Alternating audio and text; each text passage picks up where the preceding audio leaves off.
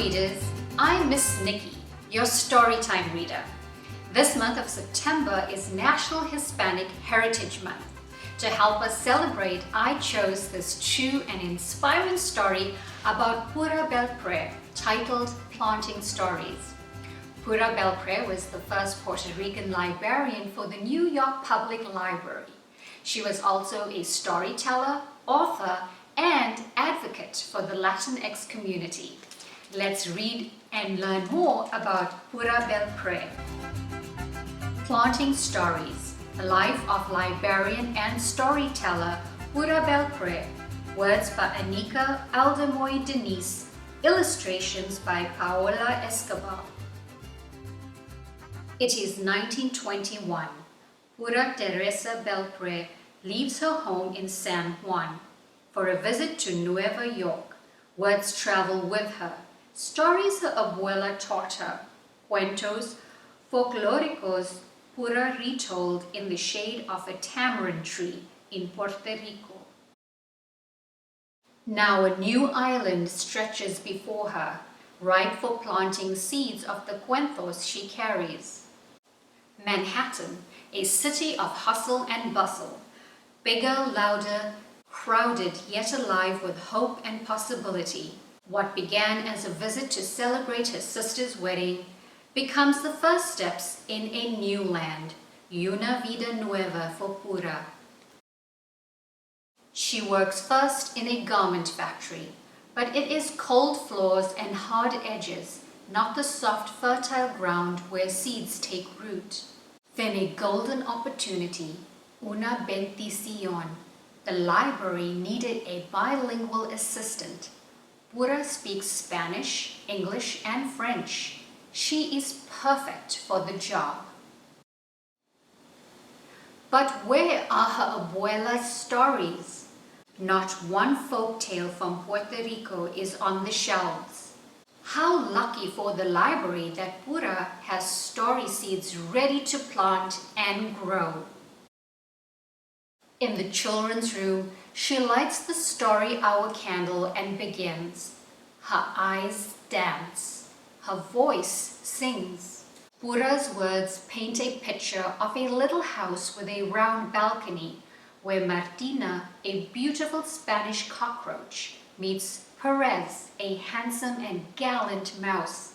El ratocito Perez y la cucarachita Martina, a tale from the tamarind tree. When Pura's story is done, each child makes a wish on the candle, and with a wisp of air, whoosh, la vela is blown out. Now Pura has a wish too, to plant her story seeds throughout the land. Pura learns to make puppets. She snips and sews their clothes, paints their delicate faces. Families come to hear folk tales in Inglés y Español to watch Pura's puppets dance across the stage of her stories.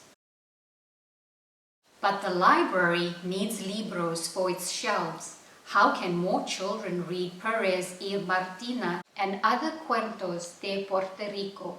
Pura puts her story in an envelope and mails it to Frederick Warren, a publisher. Soon Perez and Martina is a book. Now a published author, puppeteer, and storyteller, Pura travels from branch to branch, classroom to classroom, to churches and community centers, planting her story seeds in the hearts and minds of children new to this island, who wish to remember la lengua y los colores of home. Writing, learning, speaking, teaching, traveling, Pura does not slow down until, like the beautiful Martina, she meets her Perez. On a December day in New York, Pura marries the musician Clarence Cameron White.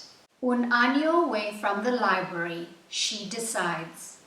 1 year to start a new life as a wife. But a year stretches on. Together they travel to new cities. Clarence plays his music Pura tells her stories.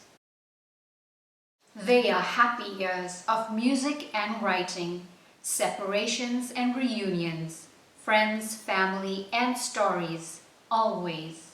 Until on a June day in New York, Clarence stops playing his music, and Pura's story must begin again. It is 1961. Pura returns to the library.